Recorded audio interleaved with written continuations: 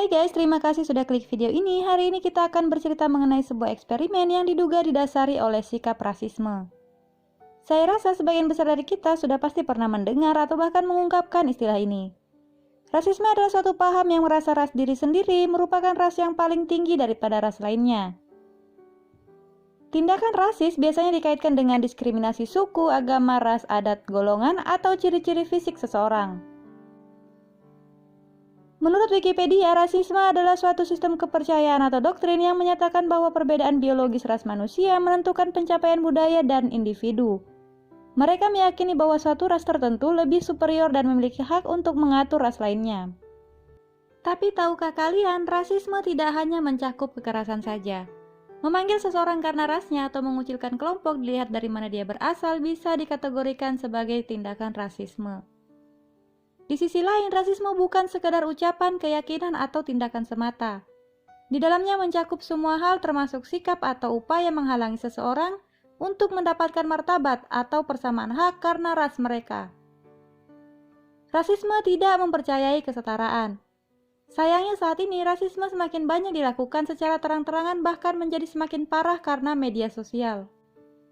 Pada video ini kita akan bercerita mengenai sebuah eksperimen yang sangat tidak manusiawi yang beritanya eksperimen tersebut dilakukan karena sikap rasisme. Eksperimen tersebut dilakukan pada sekitar tahun 1932 sampai dengan 1972 dan dikenal dengan nama eksperimen Tuskegee. Eksperimen ini melibatkan 600 pria berkulit hitam yang berasal dari Alabama, Amerika Serikat. Mereka dilibatkan dalam sebuah eksperimen yang meneliti tentang penyakit sifilis, yaitu infeksi bakteri yang biasanya menular melalui kontak seksual.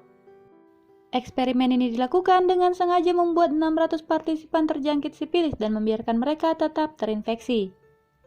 Para peneliti sengaja menjadikan penduduk di wilayah Tuskegee, Alabama sebagai objek penelitian mereka karena tingkat pendidikan dan ekonomi penduduk di wilayah tersebut termasuk yang terendah. Sebagian besar dari mereka adalah petani buta huruf dan merupakan wilayah termiskin di Alabama. Mereka bahkan tidak pernah tersentuh oleh petugas kesehatan dan tidak pernah mendapatkan akses pengobatan. Mereka tidak tahu sama sekali mengenai jenis penyakit yang mereka derita. Maka dari itu, para peneliti mengiming-imingi para partisipan dengan penawaran pemeriksaan kesehatan. Penelitian ini kabarnya didanai oleh pemerintah, bahkan para partisipan tersebut dibebaskan dari kewajiban ikut berperang. Studi ini dimaksudkan untuk menemukan reaksi sifilis terhadap orang-orang berkulit hitam. Yang mendasarinya adalah adanya teori bahwa orang berkulit putih yang terjangkit sifilis lebih mungkin mengalami komplikasi neurologis atau yang berhubungan dengan syaraf dan jaringan otak. Sedangkan orang berkulit hitam lebih rentan terhadap kerusakan kardiovaskular atau berhubungan dengan pembuluh darah dan jantung.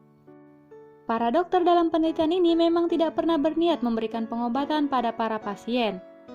Mereka awalnya memang diberikan resep untuk meredakan dampak sifilis, namun dalam dosis yang rendah, sehingga mereka dapat merasakan progres yang baik. Namun kemudian, para peneliti mengganti obat yang diberikan dengan aspirin, yang memberikan dampak pada tulang sehingga para pasien memiliki keluhan pada tulang belakang. Hal ini bertujuan agar mereka tetap berada dalam pengawasan peneliti.